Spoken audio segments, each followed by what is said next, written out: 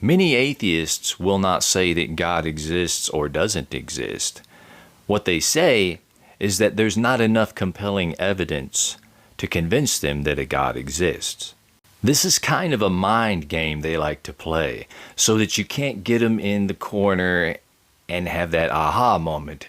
That's why they don't say, God does not exist, but rather they say, there's just not enough evidence to claim he does or doesn't exist. This allows them to move the goalpost according to the conversation and how it's going and the points you're making. Because they know that your standpoint is that God absolutely exists and therefore you have no evidence to stand on.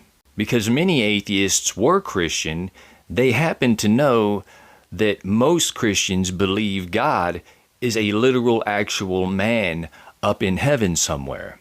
And for that, there's just no evidence of, and they know this. That's why I always say it depends on how you define God. If you tell an atheist that God is a man up in heaven somewhere, you have absolutely no argument, no evidence for this other than you believe it. And we all know just because we believe something doesn't make it true. That's why I think the best definition for God is something like universal consciousness or light. You could even think of God as empty space, the substance that is in everything. It's in everything and it's outside of everything. It's a universal totality of everything. This kind of argument annoys atheists because they can't really argue with it. The only thing they can say is, well, why are you calling it God? It's already got a name. It's called consciousness or light or empty space, whatever you want to use. Why are you calling it God? When in actuality, God was first. Whatever you consider the source of all existence was first.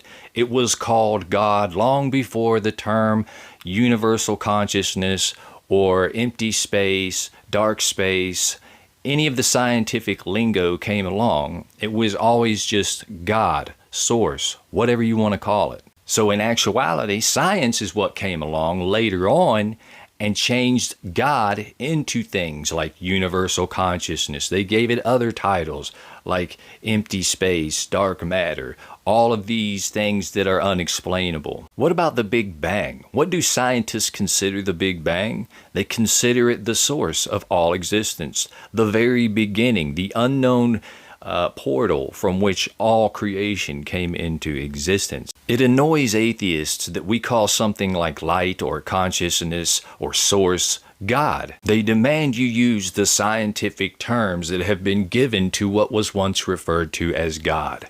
And they say what you're calling God, we have a term for, and it's called light, consciousness, the Big Bang. So you can see it's all just a squabble over terminology. So if an atheist is watching this, I'm sure they've probably tuned out already. But why would we, as spiritual people, call consciousness, light, empty space, the very beginning God? Why would we refer to that as God?